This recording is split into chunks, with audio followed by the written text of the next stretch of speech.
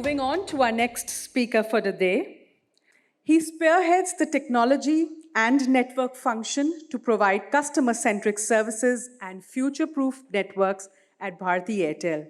With over 320 million Airtel customers relying on his technology department for their data and voice needs, and top enterprises relying on the company for their connectivity requirements, his leadership and expertise are integral to the success of the company.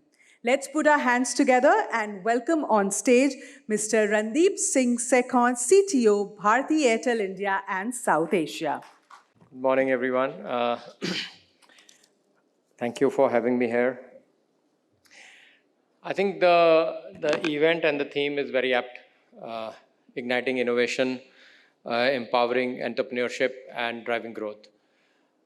India, as mentioned earlier, has seen an unprecedented rollout of 5G. Now, almost all of urban India, not almost, all of urban India is covered with 5G. And many parts of rural India has 5G. And we have Indian 5G speeds are in one of the top brackets of the world. And the 5G devices, people who are using 5G devices are also growing very fast. I mean, I would say in India, in any rough estimate, there would be around 200 to 250 million customers having a 5G device and having access to a 5G service, which makes this country really one of the not the laggards like what we were in terms of technology. We launched our 2G networks almost 4-5 years after the world had launched. We launched our 3G networks later. We launched our 4G networks later. 5G here, we are I think the fastest geographical coverage we have done, I think beyond China. Now, let's talk about, I think igniting innovation is the right theory, because when 4G came in India, we were all here, and we didn't know other than speed test what to do with 4G.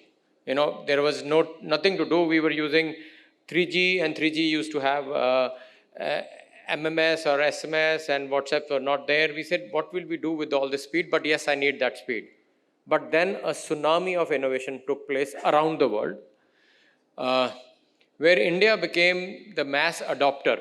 And where I feel as Indian not very happy is that we did not create much innovation which the world adopted. But we adopted. If you see, we never thought we would watch entertainment the way we watch today.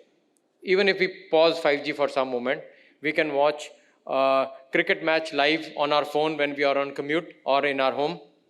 We can watch immense entertainment content through OTT platforms, which we have, so no problem about it.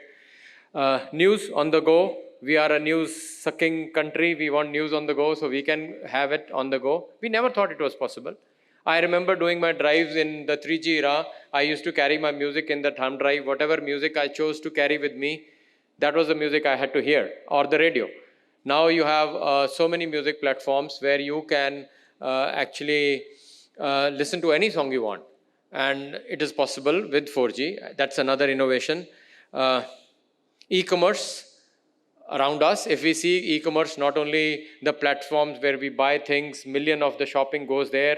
Even Karyana shopping is happening like this. All is empowered by the connectivity which is around us, and that is the empowerment. One thing which I'm very proud as Indian is that the UPI platform which we created is an Indian innovation. Only thing is it has not yet gone outside the world. It should go because it's a great platform. That innovated the way we pay. None of us carry cash. Even if we do carry cash because we are old school, we never get to use it. We end up paying QR code though and we pay, and that's how things happen. That is the tsunami of innovation which has happened, which has changed our life around. And that would not have been possible without 4G. 3G would not do it. It will not allow you to watch entertainment. It will not allow you to give you that kind of coverage. Of course, India 4G coverage is everywhere. And now 5G is everywhere. So 5G brings a step up from where 4G left. It gives you higher speed, yes, speed. But beyond the time, if you do not have a speed use case other than speed test. I remember early days when we launched 5G, and speeds were so fast that people who were using a prepaid with a 1 GB a day quota, in one speed test, the quota used to finish. Because you used to upload a huge amount of data to that. Then we had to white label the speed test so that if a user wants to do speed test, at least the speed test is white labeled and is not charged on quota. But beyond that, nothing more to use. But 5G also presents you few more capabilities which 4G doesn't have. I think one of the capability in my mind which will be most exploited, I think, is slicing. Slicing means nothing but creating a separate quality of service based. It could be speed, it could be latency, it could be capacity based. It like a, you may call it like an ambulance lane on a highway, which nobody else can use. You have a right way to use. You can use it. This will create possibilities. This is not possible in 4G. In 4G, you can do QCI-based quality of service, but you really cannot give a differential capacity. Then you have low latency. But I want to quash that misnomer that latency is only in the access where 4G is lower than 5G. But all the backhaul network is used, which is common, for giving you that latency. If you do not have your content at the edge or at the low latency peering location, you will still not enjoy the low latency part of 5G. Then there is high concurrency of IoT.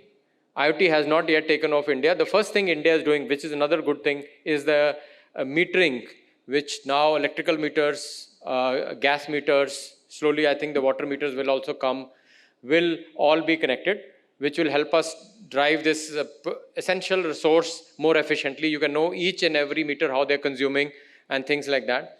So, but 5G brings a mass concurrency of IoT. Beyond a certain number of IoT devices in a 4G cell, you run out of capacity. 5G will bring that.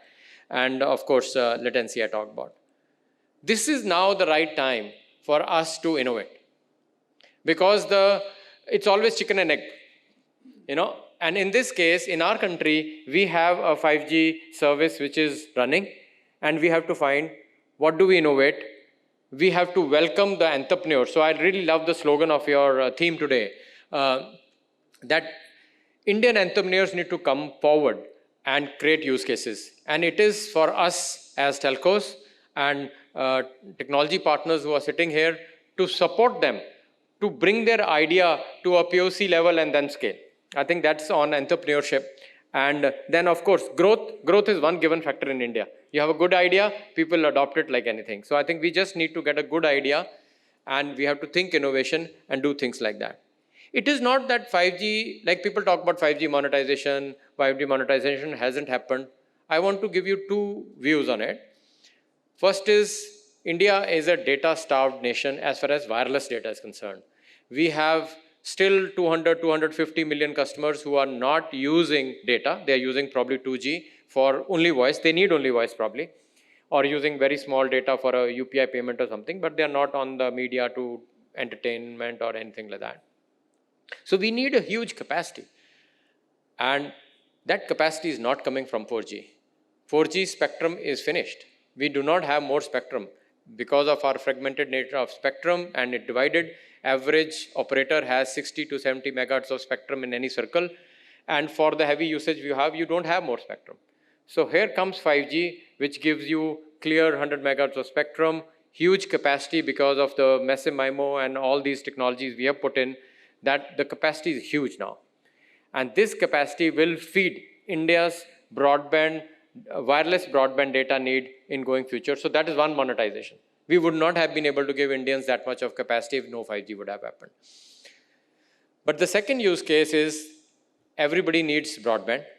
And broadband in India, to dig a fiber in every home is not possible. Even in Delhi, it is not possible. Forget about tier 2, tier 3 cities. So we have huge amount of fiber dark areas in India, which with now the new innovation of FWA, air fiber, whatever we call it, fixed wireless access, is able to provide high quality Wi-Fi access to those people who did not have access to Wi-Fi before.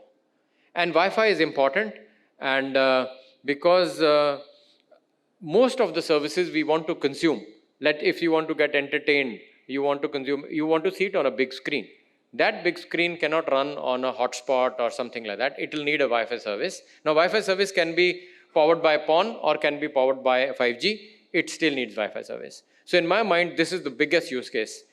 I cannot share numbers here, but these numbers are semi-public, that the amount of disruption which is happening in broadband industry right now, because people are really signing on to a Wi-Fi service, whether it is fiber-based or FWA-based, and more are people getting connected. This is going to bring another, I would say, use cases like entertainment is there, but education. Today, if you do not have access to Wi-Fi, you cannot have access to e-education. But tomorrow, if you have Wi-Fi in a tier 2, tier 3 rural cities, which are powered by 5G, you can have your child get the best of education from wherever that content is being relayed in the privacy of your home. E-governance, again, is another thing. There are projects where government has been trying to connect all rural villages with at least high-speed connectivity to do e-governance better. I think that will also be possible with technology like this. So clearly, these are the two early starters. But I don't think we should finish at that. I think the slicing capabilities and the mass concurrency capabilities is where India now needs to innovate. There are ideas which need to come forward, which we need to jointly build, then scale. I think this is where it is. To give you some ideas, there are already factories. There are already factories which are live with us, live with our competitions, which are using 5G, 5G SA, 5G slicing. I know about a factory which used to be using Wi-Fi. Wi-Fi has its own limitation because of unlicensing band. It has now moved to a licensed 5G band and using slicing for a high resilience machine, maybe a robotic thing, and using non-sliced for a camera. And having an edge in the same thing to process the image on the go and then come out with intelligence. It could be intrusion protection. It could be a safety camera, which somebody is going to an unsafe area, somebody is not wearing a safety gear, things like that. But this is just getting started. The example given of ports are already live in India. The examples given of mine are already live in India, but they are not scaled. They are POCs. They are to be scaled to a larger level. But I think this is still niche. Where the real thing will come it when it gets scaled. To ignite your thoughts, let me give you an idea. Imagine there was possibility. Imagine, you don't need to imagine, it is possible today. If we were to create a slice for first responders, and all the police, all the fire, all the first responders can latch onto the slice whenever there is a need, and they can have a ubiquitous communication with their back office and do. I remember talking to Delhi police where we are doing some discussions with them where their policemen are having cameras. They are having cameras, but they cannot relay that image because of a congested network during a high footfall event to their back office to relay the real-time information and take commands if needed. But with a slice, it is possible. You can leave it for them. And imagine we have had unfortunate incidents where we need first responders to have seamless communication. Today in India, whether there are floods, unfortunately this year we had a lot of floods, government restoration teams need one thing to be very efficient is communication. We saw that in COVID, it is behind us, but today in these calamity areas, they need communication. It is possible through a resilient connectivity which we can provide. But why only talk about these kind of events? Why not talk about innovation? Why not talk about things, drone-based deliveries, things which we can innovate? And India provides you that scale. So I really feel that the platform is set, technology is stable and mature. You can now, 1st October 2022, we launched our 5G services. We are coming down to almost second year finishing. So this technology is mature. All of us are using 5G phones. Things are normal. Factories are using 5G. So this technology has landed. But use cases, innovations have not landed. Good news, it has not landed anywhere in the world, except few markets. So we can be the pioneers. We could be the innovators. We could have Indian entrepreneurs taking the leaf out of the previous innovations and using the technologies and creating something which not only we scale in India, but export to the world. I would urge that we should do that. And another big difference between previous generations and this generation of technology is that it cannot be done alone. If you see, if YouTube created a video content platform, it created alone. They did not talk to us. Other than a CDN on our site to the operators, they did not come to us. They said, okay, we know your speed is low, we will make the HD content SD. No, speed is fast, I'll make it back to HD. We don't need to talk to you. But in 5G, we can create what we call network as a platform. There are APIs which we can extract from the network. They are ready today. Whether you call it Camara, you call it TM Forum, you call it GSMA, those APIs are ready today. So those APIs can be exposed to create use cases which are ecosystem use cases, not siloed use cases, where they land on a connectivity platform, but they really don't use it. But imagine if there is an ecosystem play where you can say the application provider and the connectivity provider work together using some kind of an API platform, then they can really create use cases which are unique. And these use cases will bring India to the forum and will show the innovation what India can do. And here, this is an opportunity for us because we are ahead in 5G to do these innovations. So at those thoughts, I hope you have some ideas which are brimming. We are there to partner with you. We have our labs where we can test and trial. We can do POCs. And then, of course, if it goes well, we can definitely scale. Thank you. Thank you, sir. Mr. Sekhon, can you please remain on stage? We had a request that they would like to ask questions. The audience would want to ask questions to our opening session guests. So we are opening the floor this time. If there are any questions for Mr. Sekhon, please, you can just raise your hand. I have only one request. We are a listed company. Please do not ask investor-related questions. Technology, all welcome. So anybody? Just... You know, it was terrific to get an insight of some of the things that have happened over the year. If you could share with us one case study that you are most excited about, that you driving technology at Airtel say, hey, this was something I can really see things coming together in a collaboration, the last point that you made that you would want to share with the audience. I think two. One is B2C, one is B2B. B2C, in my mind, I'm really excited about FWA because we have just started sub-6 FWA. Sub-6 FWA, beyond a time which we are seeing in US market, is running out of capacity because you cannot load too many FWAs in a cell because they use 20x the data mobile uses. Millimeter wave, where countries have not been able to exploit a lot. You know, we have 800 megahertz as Airtel and other operators also have. What can we do with millimeter wave? It is a gold mine of heavy bandwidth, which is licensed bandwidth, which we can use to really create innovation. In my mind, millimeter wave based FWAs to really create not only home broadband connectivity, but SMB broadband connectivity, where a SMB can then take a connectivity which will not just give him normal access to cloud or application, but can allow him to consume certain things on the go, will be very interesting. The second, in my mind, is use cases of slicing, where we can create efficient industries.